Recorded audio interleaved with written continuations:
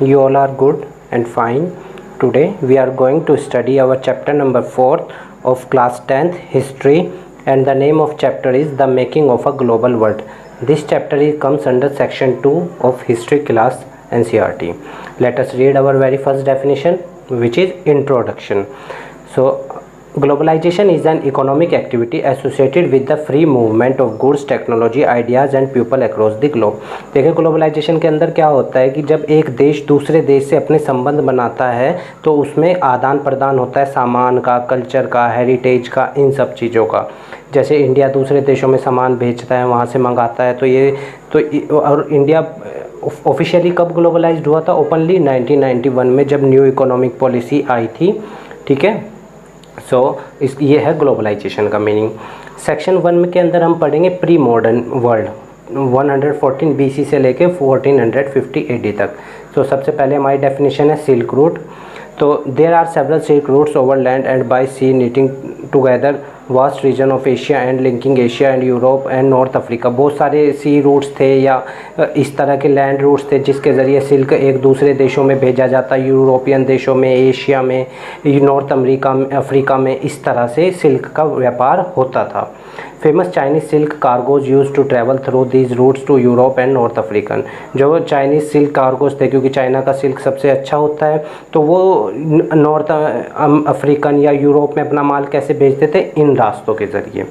फिर जब ये देखिए, जब एक देश ग्लोबलाइज्ड होता है तो वो सिर्फ व्यापार तक ही नहीं सीमित रहता है। कल्चरल, फूड, एजुकेशनल इंस्टीट्यूशंस, ये सब फिर आदान प्रदान चीज़ों का चलता है। सर्विस सेक्टर बहुत ज़्यादा बढ़ता है। तो देखिए, अब ट्रेड बढ़ा तो अब फूड ट्रैवल भी हुआ। फूड ट्रैवल्स का मतलब उनका कल्चर हमने अपनाया, हमारा कल्चर उन्होंने अपनाया। जैसे आप देख लीजिए, इंडिया के अंदर चाइनीज़ मोमोज ये सब बिकते हैं ना सामान, या दूसरे देशों में, तो इसी तरह फूड भी एक दूसरे देश से जब ग्लोबलाइजेशन होता है उस प्रोसेस के ज़रिए आता और जाता है। Noodles travelled west China to become spaghetti. Spaghetti एक तरह का डिश होता है, जैसे मैगी होता है ना, उसी टाइप का, वो नूडल्स से बनता है, तो वो वेस्ट चाइना में होता है। कॉमन फूड जो सामान्य तौर पर देखे जाते थे, जिनका एक्सपोर्ट इंपोर्ट होता था, potato, soya, groundnut, maize, tomatoes, chilli, sweet potatoes were only introduced in Europe and Asia after the Christopher Columbus discovered America. जब क्रिस्टोफर कोलंबस ने अमेरिका को डिस्कवर्ड किया, और आप देखिए 1498 में जब वास्को डी गामा इंडिया में आए थे, पुलिकट, कालीकट, गोवा में, तो इसी तरह क्या होता है, देशों के बीच में ग्लोबलाइजेशन ट्रेड बढ़ता है। क्योंकि देखिए, जब वास्को डी गामा इंडिया में आए थे, स्पाइसेस का ट्रेड इंडिया से बढ़ा था ना, और स्पाइसेस के मामले में इंडिया में कौन सा राज्य सबसे ज़्यादा प्रोड्यूस करता है स्पाइसेस? केरला। तो जब वो यहाँ से आए, यहाँ की चीज़ें वहाँ जाके फेमस हुई, वहाँ की यहाँ पे आके फेमस हुई, तो इससे क्या हुआ, हमने नए कल्चर को अपनाया। जैसे आप देख लीजिए, इंडिया में पहले खादी के कुर्ते पजामे चलते थे, पर आज देखिए जीन्स, ये सब चीज़ें चल रही हैं। तो हमने वेस्टर्न कल्चर को अपनाया है। Conquest, disease and trade. अब देखिए, जब ये सब चीज़ें होती हैं तो बीमारियां या ये सब भी चीज़ें फैलती हैं। Precious metals from mines of Peru कहाँ पे है? चिली की राजधानी है साउथ अमेरिका में। And Mexico enhanced European trade with Asia. ठीक है, मेटल्स के ज़रिए क्या हुआ, ये सब यूरोप और एशिया का ट्रेड बहुत ज़्यादा बढ़ा, क्योंकि वो हम सामान देते थे, गोल्ड लेते थे, और वो हमें सामान देते थे तो हमसे गोल्ड लेते थे। The Spanish conquer use the germs of small pox. Spanish लोगों ने क्या किया, जो स्मॉल पॉक्स नाम की जो बीमारी थी, उसके जो डिजीज़ कह लो या कुछ भी तरीके से, उसको अमेरिका में फैलाने की कोशिश की, ताकि वो अमेरिका को अपनी कॉलोनी बना सकें। Until well into the 18th century China and India. 18वीं सदी तक इंडिया और चाइना दुनिया के सबसे अमीर देशों में से थे। Until the 19th century poverty and hunger were common in Europe. 19वीं सदी तक आते आते क्या हुआ, पुअर्टी और हंगर पूरे यूरोप में फैल चुकी थी। अब क्यों फैली थी वो देखते हैं। तो सेक्शन 2 में द 19th सेंचुरी 1815 से लेके 1914 तक। In the late 18th century growth in the population increase the demand for food grains in Britain. क्योंकि क्या हुआ था, यूरोप में पॉपुलेशन बहुत ज़्यादा तेज़ी से बढ़ रही थी, जिसके कारण फूड की और अन्य चीज़ों की डिमांड बहुत बढ़ रही थी। The imported food into the Britain more cheaply than it could be produce in the country. और जो फूड इम्पोर्ट किया जाता था ब्रिटेन में, वो ज़्यादा सस्ता पड़ता था इसके मुकाबले अगर हम फूड वहाँ खुद पैदा करें। Industrial growth took place in Britain which lead to higher income meaning more food imports. अब जब इंडस्ट्रियल ग्रोथ हुई ब्रिटेन के अंदर, यूरोप के अंदर, तो फूड्स की डिमांड और ज़्यादा होनी, जिसके कारण फूड का इम्पोर्ट बढ़ गया। It is transported by railway and ship के ज़रिए आता था देश के अंदर। Food is the only example, only product such as cotton, rubber, coal, फिर इन सब का भी इम्पोर्ट और ज़्यादा होने लगा। टेक्नोलॉजी का क्या रोल था? The railway, steam ships, the telegraphs were the important inventions that transport 19th century world में। ये रेलवे और शिप्स, टेलीग्राफ, ये सब इम्पोर्टेंट मीन्स ऑफ कम्युनिकेशन थे, क्योंकि रेलवे शिप्स का उपयोग किस लिए होता था? कार्गो को, ट्रेड को कंटिन्यू करने के लिए। After the introduction of new technology namely refrigerator, ship animals were slaughtered for food at the starting point and then transport to Europe as frozen meat. पहले क्या होता था, जब तक रेफ्रिजरेटर की टेक्नोलॉजी नहीं आई थी, हम यहाँ से, एशिया से या इन देशों से एनिमल्स को जिंदा भेजा जाता था। अब जिससे क्या होता था, जब वो वहाँ पहुँचते थे उसके में कॉस्ट बहुत ज़्यादा आती थी, बीमारी फैलने का खतरा था, मर जाते थे। जब रेफ्रिजरेटर वाला सिस्टम आया तो क्या हुआ, फिर वो स्लॉटर्ड होने लगे वहीं पर जहाँ उनका ओरिजिन है, और फिर उनको फ्रोज़न करके पूरे यूरोप में या दुनिया भर में उसको एक्सपोर्ट होने लगा। आज भी देखिए आप कितना ज़्यादा इंडिया मीट एक्सपोर्ट करता है। Late 19th century colonialism. Colonialism क्या होता है? देखिए, जब एक देश दूसरे देश के द्वारा रूल किया जाता है तो उसको बोलते हैं कॉलोनियलिज्म। जैसे इंडिया किसकी कॉलोनी था? ब्रिटेन की, ठीक है। European conquest of Asia and Africa as colonies. European लोग, ब्रिटेन ने किसको? एशियन कंट्रीज़ को और अफ्रीकन कंट्रीज़ को क्या किया? अपनी कॉलोनी बनाना शुरू किया। Belgium and Germany become new colonial power. Belgium और जर्मनी नई कॉलोनियल पावर बनी यूरोप के अंदर। The US become a colonial power in the late 1890s by taking over some colonies earlier held by Spain. US ने कब colonial power बना? जब उसने 1890 में जो स्पेन के द्वारा कुछ कॉलोनी थी उन्हें अपने कब्जे में ले लिया, तब वो भी कॉलोनियल पावर बन गया। रिंडर पेस्ट और द कैटल प्लेग। अब ये भी एक तरह की बीमारी थी जो फैली थी, देखते हैं जानवरों के अंदर। Rinderpest is a fast spreading cattle plague which hit Africa in the late 1880s में, ये अफ्रीका में फैली थी। It was carried by infected cattle imported from Britain, Asia and destroyed 90% of the livestock, ठीक है ना। जो Britain या इन सब देशों से वहाँ पे कैटल्स मंगाए जाते थे, उसके कारण ये बीमारी फैल गई थी, उनमें हो गई थी। The colonial government now strengthen their power and to force African into the labour force. अब जो कॉलोनियल गवर्नमेंट थी, जो ब्रिटेन की या ये सब थे देश, उन्होंने अफ्रीकन देशों को क्या किया? वहाँ के लोगों को लेबर, मजदूर बनाने में, लेबर मार्केट में उनको धकेलना शुरू कर दिया।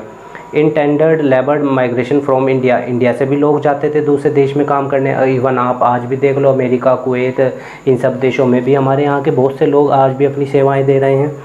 Indented labour was a bonded labour under contract to work for an employ. देखो, इंडेंटेड लेबर क्या होती है? वो लेबर जो किसी एम्प्लॉयर के साथ कॉन्ट्रैक्ट कर लेती है एक फ़िक्स टाइम के लिए कि मैं आपके लिए काम करूंगा, और उसमें शर्तें तय होती हैं कि इतने साल तक हमें यहाँ रहना है। जैसे लोग कुवैत जाते हैं तो 2 साल में आ सकते हैं, कंपनी ये फ़ायदे देगी, ये सैलरी होगी, इसको बोलते हैं indented labour. In 19th century thousands of Indian and Chinese labourer went to work on the plantation mines. इन सब में काम करने के लिए यहाँ से दुनिया भर में गए, चाइना और इंडिया से लोग। Recruitment was done by agents के द्वारा की जाती थी। वो झूठी इन्फॉर्मेशन दे देते थे इनकी काम की और लोकेशन की, लोगों को बहलाते थे कि अच्छा काम है, आप आओ, और वहाँ जाके उन्हें फैक्ट्रियों में या इन सब में मजदूरी करने के लिए छोड़ देते थे। ऑन अराइवल, जब वो लोग वहाँ पहुँचते थे, at the plantation labour found labourer, मजदूरों को क्या दिखती थी कंडीशंस? हाँ, बहुत ही ज़्यादा ख़राब कंडीशंस थी, काम की कंडीशंस। और ये कब बैन हुआ? कि डेंटेड लेबर वाला 1921 में। Indian entrepreneurs abroad. अब इंडिया के एंटरप्रेन्योर्स ने भी जब ग्लोबलाइजेशन हुआ तो दुनिया भर में फैलना शुरू किया। जैसे Indian entrepreneurs, some bankers like Nattukottai and Chettiars financed export of agriculture to central and south east Asia. Second point, the even followed to Europe. फिर ये बाद में यूरोपियन और अफ्रीकन देशों में भी फैले। Industrial revolution in England change the balance of trade between England और इंडिया के बीच में। बैलेंस्ड ऑफ ट्रेड का मतलब मैं आपको बता दूं, इसमें क्या होता है, हम ऑल सारी इकोनॉमिक ट्रांजैक्शंस को रिकॉर्ड करते हैं, जो कौन सी होती हैं, हमने एक देश के साथ की। बीओटी सरप्लस भी हो सकता है, कब होता है अगर इंडिया ज़्यादा भेजता है, और ब्रिटेन से कब आता है। और नेगेटिव कब होता है, जब इंडिया से कम माल जाता है और ब्रिटेन से ज़्यादा आता है। और बैलेंस्ड कब होता है, जब इंडिया से जितना गया उतना ही ब्रिटेन से आया। तो बीओटी बैलेंस भी हो सकता है, सरप्लस भी हो सकता है, डेफिशिएट भी। आप देखें 2005 तक हम इन चाइना के साथ $16 बिलियन का ट्रेड करते थे, और वहाँ से सिर्फ 4 या 5 बिलियन डॉलर तक का आता था। पर अब उस टाइम हम $12 बिलियन सरप्लस में थे। पर अगर अब आप देखेंगे चाइना के साथ हम $55 बिलियन हर साल डेफिशिएट में चलते हैं। देखिए कितना ज़्यादा वो हमारे देश से पैसा ले जा रहे हैं। Indian handicraft and agriculture were destroyed, ये भी हमारे देश की ख़त्म हो चुकी थी, क्योंकि इंडस्ट्रियलाइजेशन जब इंग्लैंड में हुआ उसके कारण वो सस्ती पड़ती थी। क्या नाम, जो गुड्स होते थे in comparison to handmade goods. मानता हूँ हैंडमेड गुड्स की क्वालिटी होती है, पर वो महंगे भी तो पड़ते हैं। इस वजह से इंडियंस की जो हैंडीक्राफ्ट इंडस्ट्री थी या एग्रीकल्चर इंडस्ट्री थी वो डिस्ट्रॉय होगी। Their export increase and import decrease, export हमारा क्या हुआ, इंक्रीज हुआ, एंड इम्पोर्ट हमारा क्या हुआ, घट गया। ये उनके देश, यूरोपियन देश के अंदर में है, ठीक है ना। अगर आप इंडिया का हैंडीक्राफ्ट या इस सब के संदर्भ में देखेंगे तो हमारा एक्सपोर्ट घट गया था और इंपोर्ट हमारा फॉरेन गुड्स का बढ़ गया था। तभी तो ये 1905 में या जब बंगाल विभाजन हुआ तो महात्मा गांधी ने क्या चलाया कि नॉन कोऑपरेशन मूवमेंट 1919 में, और ये था कि हम विदेशी सामान का उपयोग नहीं करेंगे, ये सब चीज़ें थी। आगे बढ़ते हैं। सेक्शन 2-3 के अंदर देखना हमें द इंटर वार इकोनॉमी। देखिए जब सेकंड वर्ल्ड वॉर या फर्स्ट वर्ल्ड वॉर चल रहा था तब का स्थिति क्या थी। अब वॉर हो रहा है तो पैसा लगेगा, दुनिया भर का रिसोर्सेज लगेंगे। तो फर्स्ट वर्ल्ड वॉर 1914 से 1989 और सेकंड वर्ल्ड वॉर 1939 से लेके 1945 तक, याद रखना। ये नवंबर तक चला था, नवंबर 18 तक, 21 नवंबर था शायद, 21 नवंबर 1918। The first world war was the first modern industrial war, पहला मॉडर्न इंडस्ट्रियल वॉर था।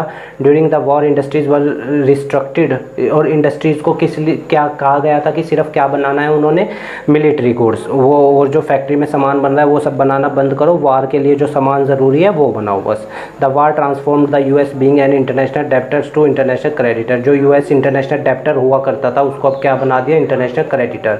वो दुनिया भर को लोन देने लगा था। इवन आप आज भी देख लीजिए, हम अमेरिका से कितना ज़्यादा इंपोर्ट करते हैं आर्म्स एंड एम्बिशन का। अभी हमने राफेल्स भी खरीदे फ्रांस से, इस तरह से। तो देखिए हमारा कितना पैसा बाहर जाता है आर्म्स के लिए। पोस्ट वॉर रिकवरी, जब वॉर ख़त्म हुआ उसके बाद रिकवरी कैसे हुए। After the war was over, जब वॉर ख़त्म हुआ प्रोडक्शन रिड्यूस, प्रोडक्शन घट गया था, और अनएम्प्लॉयमेंट बहुत ज़्यादा बढ़ गई थी। क्यों? क्योंकि जब वॉर होता है तो लड़ाइयाँ होती हैं, देश का डिस्ट्रॉय होते हैं रिसोर्सेज, तो फिर अनएम्प्लॉयमेंट तो नेचुरल सी बात है घटेगी। और फिर दूसरे देश भी तो उस देश में इन्वॉल्व नहीं होना चाहते, वहाँ ट्रेड नहीं करना चाहते जहाँ पे वॉर या ये सब चीज़ें हों, ठीक है ना। Rise of mass production and consumption, अब वॉर हुआ तो उसके दौरान क्या हुआ, मास प्रोडक्शन बढ़ा एंड कंजप्शन भी बढ़ा। अब बाद की बात है, मतलब उसके बाद की जब रिकवरी होना शुरू हुआ वॉर के बाद। In the US war recovery was quicker, US में ये जल्दी हुई रिकवरी। असेंबली लाइन मेथड, मशीनों से काम होने लगा बहुत लार्ज स्केल पे, तो प्रोडक्शन भी बहुत ज़्यादा होने लगा। Assembly line tray method introduce by Henry Ford के द्वारा soon spread to US and were also widely copied in Europe में भी 1920 में ही शुरू हो चुका था। Mass production lowered the cost and prices of an engineered good, ठीक है। बड़े स्केल पे इन सब का प्रोडक्शन हुआ इंजीनियर्ड गुड का, जिससे उनकी कॉस्ट और प्राइस क्या हुए, कम होने लगे। There was a housing and consumer boom in the 1920s which ultimately lead to the great depression. 1929 के ग्रेट डिप्रेशन, आर्थिक मंदी जब पूरी दुनिया में आ गई थी, क्योंकि प्रोडक्शन इतना ज़्यादा होने लगा था। अब जैसे अभी रिसेंटली देख लो आप, कोरोना टाइम के दौरान क्या हुआ, इसके ऑयल के प्राइसेस नेगेटिव तक चले गए थे। यूएसए और रशिया लोगों को ये कह रहा था, देशों को, कि आप यहाँ से ले जाओ तेल, हम आपको पैसे देंगे। आप पढ़िएगा यूएस एंड रशिया का ये ऑयल ट्रेड वॉर, तो आपको बहुत समझ में आएगा। मार्केट क्रैश इन 1929, 1929 में दुनिया भर में क्या हुआ था, ग्रेट डिप्रेशन आ गया था, आर्थिक मंदी आ गई थी। Led to the failure of bank and crisis affected other countries, और इससे दूसरे देश भी इफेक्ट हुए। By 1933 over 4000 banks close, 4000 bank बंद हो गए थे। और 1929-32 में 1,10,000 कंपनीज भी कोलैप्स कर गई थी, पैसा नहीं हुआ या ये सब चीज़ें उनके नुकसान हो रहे थे। India and the great depression पढ़ते हैं हम। India was also affected, India पे भी इसका फ़र्क पड़ा। Indian exports and import decline, घट गए थे, और प्राइसेस भी गिर रहे थे। प्राइसेस का गिरना याद रखना डिफ्लेशन होता है, और डिफ्लेशन के दौरान प्राइसों के रेट, चीज़ों के रेट गिरते हैं, इन्फ्लेशन के दौरान चीज़ों के रेट बढ़ते हैं। Bengal jute grower suffered the most, उन पे सबसे ज़्यादा इसका इफेक्ट पड़ा। Large scale migration took place from villages to town, फिर लोगों ने जब उनके पास रोज़गार नहीं बचा था तो वो गाँव से कहाँ की तरफ मूव करने लगे, शहरों की तरफ रोज़गार के लिए। अब जब लोग शहरों की तरफ मूव ऑन करेंगे तो अर्बन अनएम्प्लॉयमेंट ज़्यादा होगी, सिटीज़ पे ज़्यादा इफेक्ट पड़ेगा, फिर चीज़ों के रेट बढ़ेंगे, इन्फ्लेशन होगा देश के अंदर, तो वो भी एक कमी थी। इसलिए तो महात्मा गांधी कहते थे कि अगर आपको इंडिया का विकास करना है तो इंडिया के विलेजेस का विकास कीजिए, क्योंकि इंडिया में देख लीजिए आप आज भी 70% पॉपुलेशन कहाँ रहती है, गाँवों में रहती है, और 63% लोग इनडायरेक्टली डायरेक्टली किस पे डिपेंड है, एग्रीकल्चर पे, 49% डायरेक्टली डिपेंड है। सेक्शन 4 पढ़ते हैं, rebuilding a world economy the post war era, जब वॉर ख़त्म हुआ उसके बाद का, रिकवरी होने के बाद का। जैसे ही रिकवरी पूरी होती है सेकेंड वर्ल्ड वॉर आ जाता है 1939 में। The second world war broke out a mere 2 decades after its end. First world war 20 साल बाद हुआ था ये शुरू war, and once again lead to destruction, फिर लोगों में नुकसान शुरू हुआ। After the US and USSR, जो अब रशिया है, 1990s में टूट गया था, यूएसएसआर का विखंडन हो गया था, emerged as the super power, और इस वार के बाद US and Russia super power के रूप में उभरे। Post war settlement and the Bretton Woods institution. Let us read this. To ensure a stable economy, a framework was agreed upon at the United Nations Monetary and Financial Conference held at Bretton Woods in New Hampshire, USA. ये conference हुई थी जिसके अंदर ताकि developing या developed देशों के बीच में क्या हो, उनकी इकोनॉमी स्टेबल हो, मंदी ना आए, इन्फ्लेशन ना हो, डिफ्लेशन ना हो। इट इस्टेब्लिश द, उस दौरान ब्रिटेन वुड के दौरान इंटरनेशनल मॉनेटरी फंड बना और वर्ल्ड बैंक बना। वर्ल्ड बैंक का हेडक्वार्टर कहाँ है, Washington DC। The International Monetary Fund to deal with external surpluses and deficit of its member, जो उसके मेंबर नेशन है उनको अगर पैसे की ज़रूरत है उन्हें पैसा देगा, अगर उनके पास सरप्लस है तो उनको उनसे पैसा लेके उन्हें इंटरेस्ट देगा। The international bank for reconstruction and development, popularly known as world bank, जिसे हम international bank for reconstruction and development कहते हैं, was set up to finance post war reconstruction, जो युद्ध के बाद नुकसान होता था उसको कवर अप करने के लिए या उसको पूरा करने के लिए ये बैंक बनाया गया था, ये वाला। The IMF and the world bank commenced, कब शुरू बने, 1947 में इन्होंने अपना काम करना शुरू कर दिया था और 1945 में बने थे। Britain would system was based on a fixed exchange rate, इसके अंदर क्या होता है, फिक्स्ड एक्सचेंज रेट था। देखिए एक्सचेंज रेट कई तरह के होते हैं। एक्सचेंज रेट क्या होता है, जिस पे फॉरेन करेंसी दूसरी करेंसियों के साथ एक्सचेंज होती है। मैनेज्ड फ्लोटिंग एक्सचेंज रेट होता है, फिक्स्ड एक्सचेंज रेट होता है, ठीक है ना, और मार्केट एक्सचेंज रेट होता है। तो फिक्स एक्सचेंज रेट वो होता है जो फिक्स रहता है, गवर्नमेंट के द्वारा फिक्स कर दिया जाता है। तो जो भी इसके IMF के मेंबर या वर्ल्ड बैंक के मेंबर हैं, जो उन्होंने फिक्स कर दिया इंटरेस्ट रेट, एक्सचेंज रेट, उसी रेट पे करेंसीज एक्सचेंज होंगी। जैसे अगर हमें $1 लेना है तो 74 या 75 रुपीज़ देने पड़ते हैं, इस तरह। एक कुवैती दिनार लेना है तो 240 रुपये, इस तरह जो चीज़ें होती हैं उसको हम फिक्स एक्सचेंज रेट के अंदर आते हैं। Decision making in this institution is control by western industrial, पर इसमें जो डिसीजन मेकिंग थी वो कौन कंट्रोल करता था, जाहिर सी बात है USA, क्योंकि वही इसमें सबसे ज़्यादा पैसा देता है। आज भी आप देख लीजिए बड़ी बड़ी जो भी इंटरनेशनल ऑर्गेनाइजेशन है सब पे USA का कंट्रोल है, क्योंकि वही उसमें सबसे ज़्यादा फंडिंग कर रहा है। डीकोलोनाइजेशन एंड इंडिपेंडेंस, अब डीकोलोनाइजेशन कब हुआ, जब कंट्रीज़ में विरोध होने लगा, भिखमूरी होने लगी, तो उन्होंने विरोध किया कि अब हम किसी की कॉलोनी नहीं रहेंगे, हम सॉवरन बनेंगे। सॉवरन मतलब संप्रभु।